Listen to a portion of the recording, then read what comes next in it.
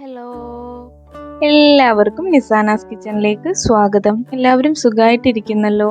ഇന്നൊരു അടിപൊളി വിഭവമായിട്ടാണ് ഞാൻ വന്നിരിക്കുന്നത്. ഡയറ്റ് ചെയ്യുന്നവർക്കും കൂടി കഴിക്കാൻ പറ്റുന്ന രീതിയിലാണ് ചെയ്യുന്നത്. ഒരുപാട് പേരെന്നോട് എയർ ഫ്രയറിൽ ചെയ്യുന്ന റെസിപ്പി കാണിക്കണമെന്നും ഡയറ്റ് ചെയ്യുന്നവർക്ക് കഴിക്കാൻ പറ്റുന്ന രീതിയിലുള്ള വിഭവം കാണിക്കണമെന്നും പറഞ്ഞിട്ടുണ്ടായിരുന്നു. അപ്പോൾ മുട്ടയും ഓയിലൊന്നും ചേർക്കാത്ത മയണൈസും 2 രീതിയിൽ ചെയ്തെടുക്കുന്ന അൽഫാമുമാണ് കാണിക്കുന്നത്. സ്കിപ്പ് ചെയ്യാതെ കാണണം, എങ്കിലേ ഇത് ഫുള്ള് മനസ്സിലാവുകയുള്ളൂ. ചിക്കൻ മാരിനേറ്റ് ചെയ്യാൻ 2.5 ടീസ്പൂണോളം മുളക് പൊടി എടുക്കുന്നുണ്ട്. പിന്നെ ഒരു 1/2 ടീസ്പൂണോളം മഞ്ഞൾപ്പൊടി ചേർത്ത് കൊടുക്കുന്നുണ്ട്.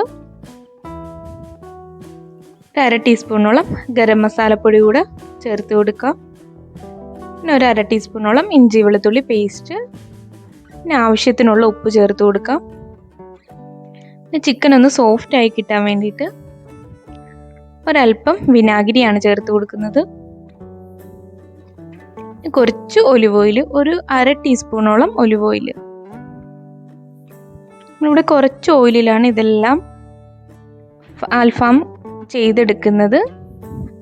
4 പീസ് ചിക്കൻ എടുത്തിട്ടുണ്ട്. ഇത് നല്ലതുപോലെ ഒന്ന് മിക്സ് ചെയ്ത് കൊടുത്തിട്ട് ഇതിലേക്ക് പുരട്ടി കൊടുക്കണം. ഇതുപോലെ ടൈറ്റ് ആക്കിയിട്ട് വേണം ചെയ്യാൻ, എങ്കിലേ ചിക്കനിൽ നല്ലതുപോലെ ഇത് പിടിച്ചു കിട്ടുള്ളൂ. ചിക്കൻ ഞാനൊന്ന് ഫോർക്ക് കൊണ്ട് കുത്തി കൊടുത്തിട്ടുണ്ട്. മസാലയെല്ലാം ഉള്ളിലോട്ട് പിടിച്ചു കിട്ടാൻ വേണ്ടിയിട്ടാണ്. ഇത് നല്ലതുപോലെ ഒന്ന് പുരട്ടി എടുക്കുന്നുണ്ട്. ഇതൊരു 4 മണിക്കൂറോളം റെസ്റ്റ് ചെയ്യാൻ വെക്കണം, എങ്കിലേ ഈ മസാലയെല്ലാം ഇതിൻ്റെ ഉള്ളിലേക്ക് പിടിക്കുകയുള്ളൂ. 4 മണിക്കൂർ റെസ്റ്റ് ചെയ്യാൻ വെക്കട്ടെ. 4 മണിക്കൂറോളം കഴിഞ്ഞിട്ടുണ്ട്. ഇതിനി എയർ ഫ്രയറിലോട്ട് ചെയ്തെടുക്കാം. ഈ എയർ ഫ്രയറിൽ ചെയ്യുന്നത് നല്ല ടേസ്റ്റാണ്. നമ്മൾ കടയിൽ നിന്നൊക്കെ ഗ്രില്ല് ചിക്കൻ വാങ്ങിക്കുന്ന അതേ ടേസ്റ്റ് തന്നെ കിട്ടുന്നുണ്ട്. ജസ്റ്റ് ഇതിലൊന്ന് ഓയിലൊന്ന് ബ്രഷ് ചെയ്ത് കൊടുക്കുന്നുണ്ട്, ഒട്ടിപ്പിടിക്കാതിരിക്കാൻ വേണ്ടിയാണ്. ഇനി ഇതിലേക്ക് ചിക്കൻ ഇറക്കി വെക്കാം. ഒരുപാട് പേരെന്നോട് ഈ എയർ ഫ്രയറിൽ ചെയ്യുന്ന റെസിപ്പി കാണിക്കണമെന്ന് പറഞ്ഞിട്ടുണ്ടായിരുന്നു. അപ്പം അതില്ലാത്തവർക്ക് വേണ്ടിയാണ് ഞാൻ ഫ്രൈയിങ് പാനിലും കൂടെ ചെയ്ത് കാണിക്കുന്നത്. 2 പീസ് ചിക്കനാണ് ഇതിലേക്ക് വെക്കുന്നത്. ഇനി ഇതിൻ്റെ മുകളിൽ കുറച്ച് ഓയിലൊന്ന് സ്പ്രെഡ് ചെയ്ത് കൊടുക്കാം. ഇത് ഡ്രൈ ആയി പോവാതിരിക്കാൻ വേണ്ടിയാണ്. നല്ല ടേസ്റ്റും കിട്ടും ഇങ്ങനെ ചെയ്തെടുക്കുമ്പോഴേക്കും.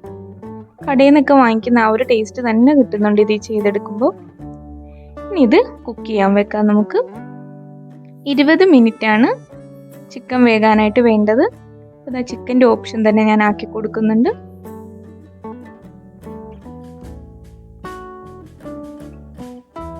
ഇനി ഇത് ഓൺ ചെയ്ത് കൊടുക്കാം. 10 മിനിറ്റ് കഴിഞ്ഞ് നമുക്കിതൊന്ന് എടുത്ത് തിരിച്ചിടേണ്ടതുണ്ട്.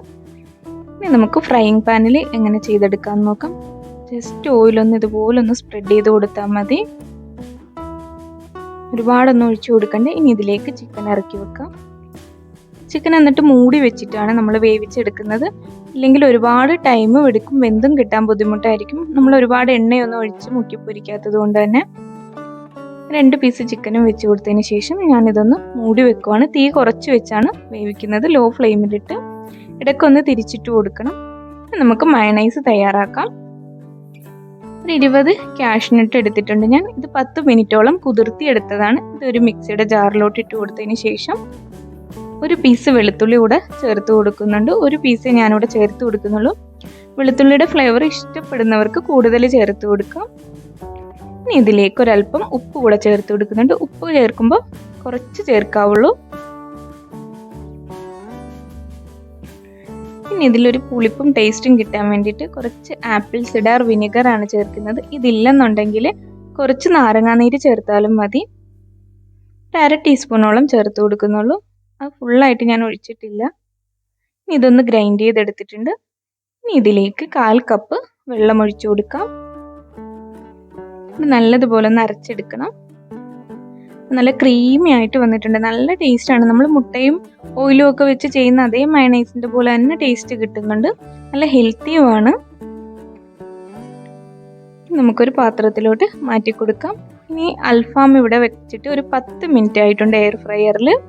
ഇതൊന്നിനി തിരിച്ചിട്ട് കൊടുക്കണം. ഇങ്ങനെ തിരിച്ചിട്ട് കൊടുക്കണമെന്ന് നിർബന്ധമൊന്നുമില്ല, പക്ഷെ ഞാനിങ്ങനെ തിരിച്ചിട്ട് കൊടുക്കാറുണ്ട് 2 സൈഡും നല്ലതുപോലെ ആയി കിട്ടാൻ വേണ്ടിയിട്ട്. ഇത് തിരിച്ചിട്ട് കൊടുത്തതിന് ശേഷം ബാക്കി 10 മിനിറ്റ് കൂടെ നമുക്ക് വേവിച്ചെടുക്കാം.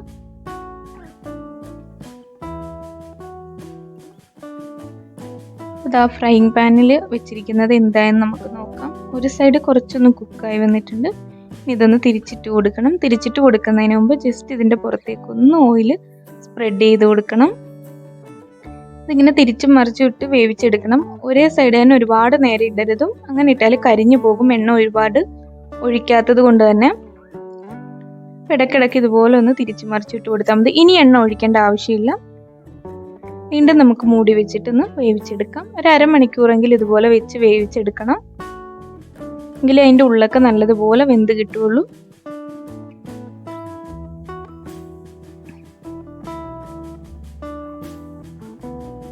അപ്പോൾ ഇതാ ഒരു സൈഡൊക്കെ നല്ലതുപോലെ ആയി വന്നിട്ടുണ്ട്. വീണ്ടും ഞാൻ എന്താ തിരിച്ചിട്ട് കൊടുക്കുന്നുണ്ട്.